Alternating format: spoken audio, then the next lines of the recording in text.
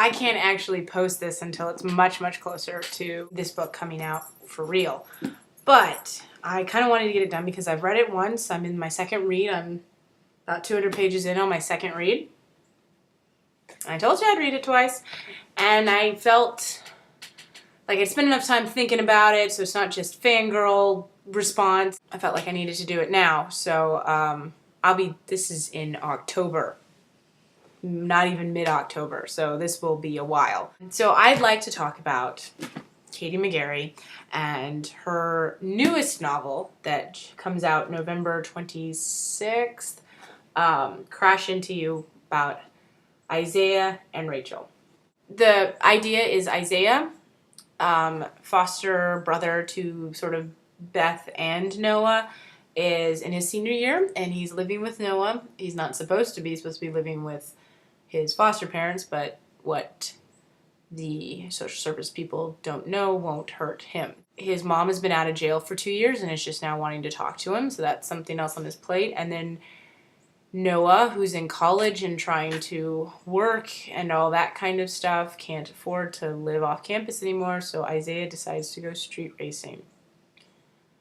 And that night he meets Rachel, who is from the very good side of town with gated communities and perfectly landscaped lawns and stuff like that. And she loves cars. Doesn't look like she'd be the kind of girl who does, but she does. And she comes with her own set of issues, as all of Katie McGarry's characters do.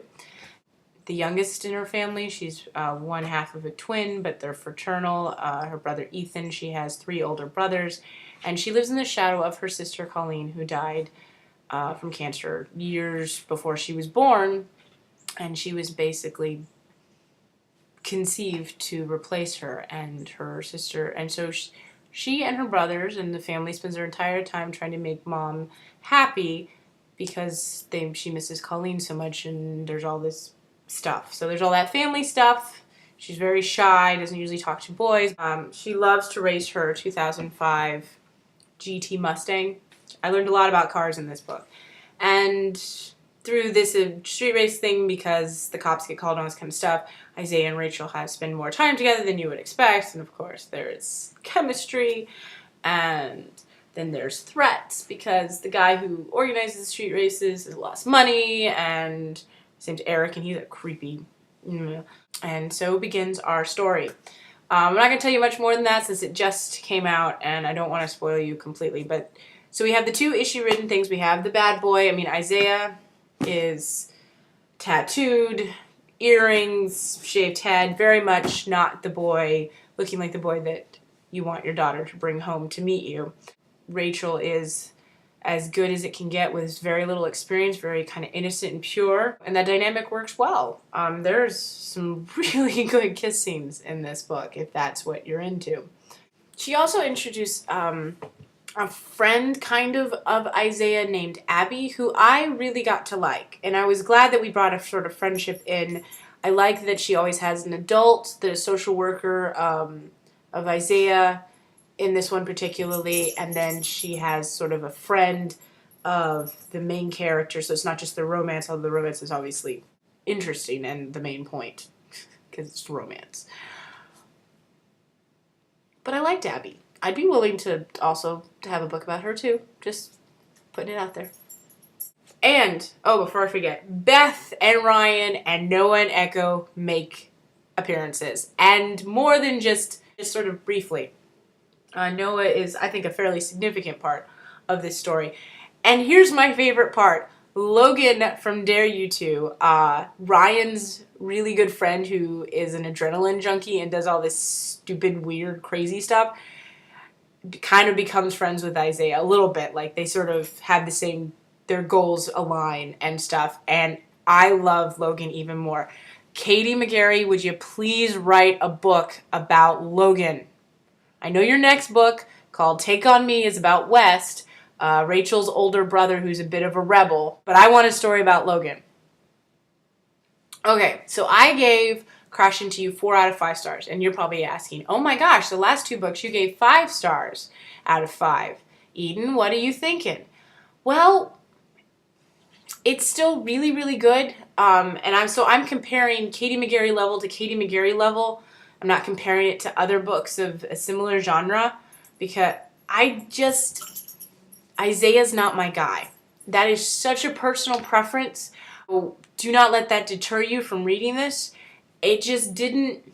Noah is my guy, I think, out of the three boys. I think he's the one that captured my heart first. It might have been because it was the first one I read by her and such. But Noah, I don't know. He's the one that makes my heart pitter patter as far as the three guys we've gotten so much of. There are a couple of things that I just want to say. Katie McGarry is from Kentucky, which is the South. It's the northern South, but it's the South. And so all three, she sets them in Kentucky. And so all three of the guys have this kind of masculine, she is mine, I own her, I don't lose kind of thing. And all three of them have it. Noah has it. Ryan has it a lot. Isaiah has massive, control issues. And that's one of the things that he deals with. And so there's a lot of parts where he's very overly protective of Rachel, even though she's a fawn. I mean, I would take care of her too because she kind of worries me. And she calls him on it towards the end of the book, which I really appreciated because I felt like quite often the guys in Katie McGarry books are a little too alpha male for me.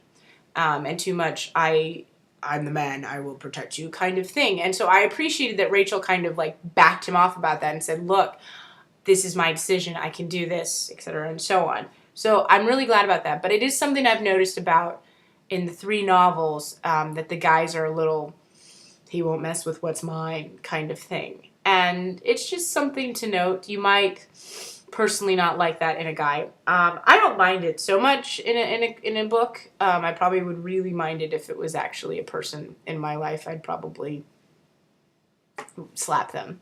But it's a good book, okay? So giving it 4 out of 5 stars is, I think, purely on preference.